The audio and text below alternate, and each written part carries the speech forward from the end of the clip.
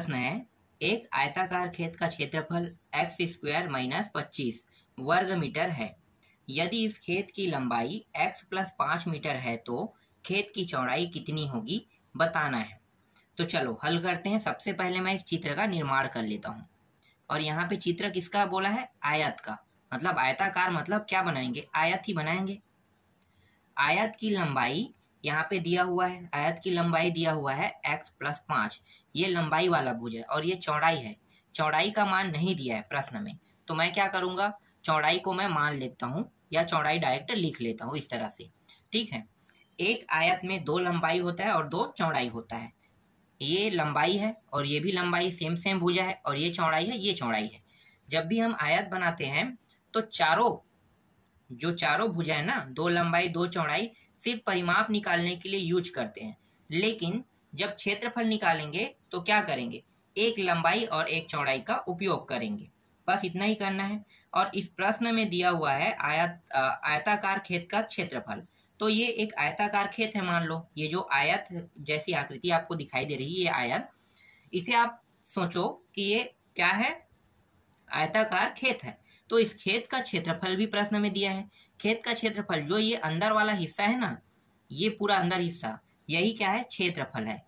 मान लो खेत में आप धान बुआई करते हो, तो जितने एरिया में आप धान बुआई करते हो ना, वही उसका क्षेत्रफल है। समझ में आ गया? तो क्षेत्रफल का मान कितना है? x² - 25, यही है। ठीक है, वर्ग मीटर में है। अब दिया है उसको लिख लेते हैं यहाँ पे। तो यहाँ पे दिया हुआ है आयताकार खेत का क्षेत्रफल कितना है? x² - 25 वर्ग मीटर दिया हुआ है, मीटर। और दिया हुआ है लंबाई भी दिया हुआ है। तो यहाँ पे लिखो खेत की लंबाई। खेत की जो लंबाई है वो दिया हुआ है x + 5 मीटर दिया हुआ है। और ज्ञात क्या करना है? चौड़ाई ज्ञात करना है। लंबाई का मतलब आप समझते हो? नहीं समझते हो तो मैं बता देता हूँ। खेत का जो मेड़ होता है ना, मेड़, उसे हम लंबाई कहते हैं, और जब दूसरे डायरेक्शन में जाते हैं तो एक को चौड़ाई कह लेते हैं। बस यही इसमें डिफरेंस है। और अंदर वाले हिस्से में जहाँ पे धान की बुआई या जो भी फसल बोते हैं, वो क्षेत्रफल होता है। कॉमन बात है, समझ में आ गया? चलो अब इसे हल करेंगे। मुझे निकालना क्या है? चौड़ाई निकालना है। तो चौड़ाई निकालने के लिए मैं सूत्र उपयोग करूंगा, आयताकार खेत का क्षेत्रफल, मतलब क्षेत्रफल का सूत्र उपयोग करूंगा। तो यहाँ पे लिखो आयताकार खेत का क्षेत्रफल बराबर लंबाई गुणित चौड़ाई। यही होता है, बिल्कुल यही होता है। क्षेत्रफल का मान दिया हुआ है, कितना दिया है? x² - 25 दिया हुआ है। लंबाई का मान भी यहाँ पे देखो, ये रहा, दिया हुआ है। और चौड़ाई क्या करूंगा? निकालूंगा। अब यहाँ पे देखो, चौड़ाई के साथ लंबाई का गुणा है, तो गुणा के फॉर्म में इसका मतलब क्या होगा? तिर्या गुणा होगा। तिर्या गुणा नियम तभी लागू होता है जब कोई मान गुणा या भाग के रूप में हो। ठीक है, समझ में आ गया? गुणा और भाग के रूप में होने पर ही तिर्या गुणा नियम लागू होता है। तो यहाँ पे मैं क्या करूंगा?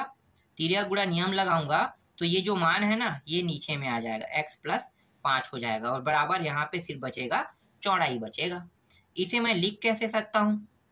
आपको पता होगा, ये जो है ना x का वर्ग और ये 5 का वर्ग होता है। तो देखो 5 का वर्ग इस तरह से लिख सकते हैं, बिल्कुल लिख सकते हैं। और यहाँ पे x + 5 है और यहाँ पे चौड़ाई। इसे और कैसे लिख सकते हैं? इसे 2 हिस्सों में तोड़ सकते हैं। सर्वसमीका आपको याद होगा, कौन सा सर्वसमीका? a का वर्ग - b का वर्ग। तो a + b होता है और a - b होता है। तो इस तरह से इसको तोड़ सकते हैं, तो तोड़ लो। तो x + 5 और x - 5, और नीचे में क्या है? x + 5 दिया है, बराबर यहाँ पे दिया है चौड़ाई। यहाँ पे देखो, ये दोनों ऊपर नीचे वाला जो मान है वो सेम दिया हुआ है, तो सेम मान क्या हो गया? कट गया। बचा क्या? x - 5 बचा है, बराबर यही क्या है? इसकी चौड़ाई है। और इसे आप इसका आंसर भी कहोगे, क्योंकि चौड़ाई ही इस प्रश्न में ज्ञात करना था। नेक्स्ट प्रश्न देखो। 9वां प्रश्न में एक आयताकार आईने की चौड़ाई और लंबाई फीट में नापने पर दो क्रमागत संख्याएं प्राप्त होती है। इन संख्याओं के वर्गों का अंतर 0.5 है। आईने की लंबाई और चौड़ाई बताइए। आईने की लंबाई और चौड़ाई बताना है तो चलो पहले मैं एक चित्र का निर्माण कर लेता हूं। तो यहाँ पे भी आयताकार का जिक्र हुआ है, तो आयताकार चित्र का निर्माण कर लो। और ये आईना है, इस बार आईना का है ना, तो ये आयताकार चित्र है। इस चित्र में ना तो लंबाई दिया है और ना ही चौड़ाई दिया है, तो क्या करेंगे, मानेंगे। और मानेंगे कैसे, मानने के लिए क्या है, क्रमागत संख्या। क्रमागत संख्या का मतलब आप जानते हो, नहीं पता है तो मैं बता देता हूँ। 1 के बाद 2 आता है, 2 के बाद 3, 3 के बाद 4, इस तरह से ये संख्या आगे बढ़ते जाएगा। इसी को क्रमागत संख्या कहते हैं। समझ में आ गया, क्रमागत संख्या। तो हम 1 और 2 ऐसे तो नहीं सकते, किसका मान, लंबाई और चौड़ाई का, क्योंकि 1 और 2 क्लियर डाटा नहीं है, तो क्या मानेंगे, x मानेंगे। तो चलो मैं आपको बताता हूं यहाँ पे। तो मान लो, यहाँ पे लिखो, माना आयताकार क्या है, आईना है ना, आयताकार आईने की चौड़ाई को मैं मान लेता हूं x मीटर। ठीक है, ये चौड़ाई मान लिया मैंने, x मीटर मान लिया। अब लंबाई को मान लो, तो लंबाई को मैं मान लेता हूँ x, और इसके साथ क्या जोड़ूंगा, देखो 1 के बाद क्या आता है, 2 आता है ना, तो जब मैंने x माना है तो यहाँ पे 1 लगा दूंगा, तो क्या हो गया, ये बन जाएगा, लंबाई बन जाएगा x + 1 मीटर। अगर इसमें और भुजा होता तो मैं क्या मानता, इसके बाद x रहता और इसके बाद 1 के बाद क्या आएगा, 2 आएगा ना, स्वाभाविक है, तो 2 मानता। लेकिन यहाँ पे सिर्फ लंबाई और चौड़ाई बस है, इसके अलावा और कुछ नहीं है। तो मैं क्या करूंगा, मैं यहाँ पे लंबाई को x + 1 मीटर ही मानूंगा। ठीक है, अब प्रश्न में क्या कहा है, प्रश्न में कहा है कि इन दोनों के वर्ग करने पर अंतर कितना होना चाहिए, 5 होना चाहिए। तो वर्ग कर देते हैं। तो देखो, लंबाई का जब मैं वर्ग करूंगा तो x + 1 का वर्ग इस तरह से लिखेंगे, और ये है x है, इसका भी वर्ग कर दिया। और अंतर करने के लिए क्या, अंतर का मतलब होता है यहाँ पे इन दोनों को, इस लंबाई के साथ चौड़ाई को घटा देना, यही अंतर कहलाता है। और कितना का अंतर होगा, 5 का अंतर, डिफरेंस, 5 का क्या होगा, अंतर होगा।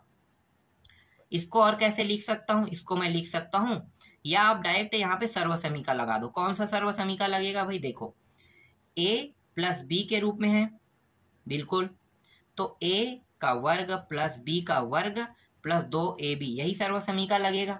तो यहाँ पे x का वर्ग करो, फिर 1 का वर्ग कर दो, फिर प्लस यहाँ पे 2 है, और इन दोनों को गुणा करेंगे तो क्या हो जाए, x × 1, यही आएगा। तो ये सर्वसमीका यहाँ पे यूज हो रहा है, और यहाँ पे -x का वर्ग है बराबर 0.5। यहाँ पे ये प्लस में है, ये माइनस में है, कट गया। यहाँ पे 1 है, तो 1 का वर्ग मतलब 1 होगा, + 2, और ये x और 1 गुणा होगा, 2 एकम 2 और x 2x ही होगा। और यहाँ पे 0.5 मतलब 5, अब बस आप लिख लो इसको, ठीक है, 5, इस तरह से। इस 1 को इस साइड ले जाएंगे, क्यों ले जा रहे हैं, क्योंकि ये नंबर में, ये भी नंबर में, तो नंबर वाला ही हल होगा, x के साथ तो हल नहीं हो सकता, तो नंबर वाले को नंबर के साइड ले जाते हैं। इसे हम कहते हैं पक्षांतर कहते हैं। पक्षांतर कब करते हैं, जब जोड़ना या घटाने के रूप में हो तभी करते हैं। तो यहाँ पे 2x रहेगा, 5 इस साइड आके क्या हो जाएगा, माइनस हो जाएगा, यहाँ पे बचेगा 2x, और ये हो जाएगा 4। अब देखो, अब किस फॉर्म में है, 2 गुणा कर रहा है x को, तो गुणा के फॉर्म में, तो गुणा के फॉर्म में मतलब तिरिया गुणा। तो यहाँ पे x को रहने देते हैं, 4 के नीचे आ जाएगा 2, 2 एकम 2 दूनी, तो x का मान कितना प्राप्त हो गया, 2 प्राप्त हो गया।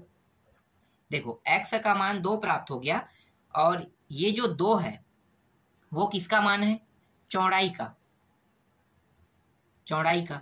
तो लंबाई निकालो, तो यहाँ पे निकाल लेते हैं, लंबाई बराबर x + 1 हमने माना था, तो यहाँ पे x का मान 2 + 1 बराबर कितना हो जाएगा, 3।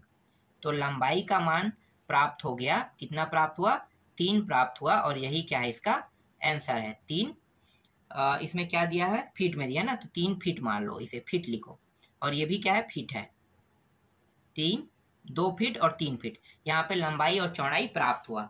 समझ में आ गया। तो इस तरह से ये पूरा अध्याय कंप्लीट हो गया। इसके बाद मैं आपको अगले अध्याय को बताऊंगा।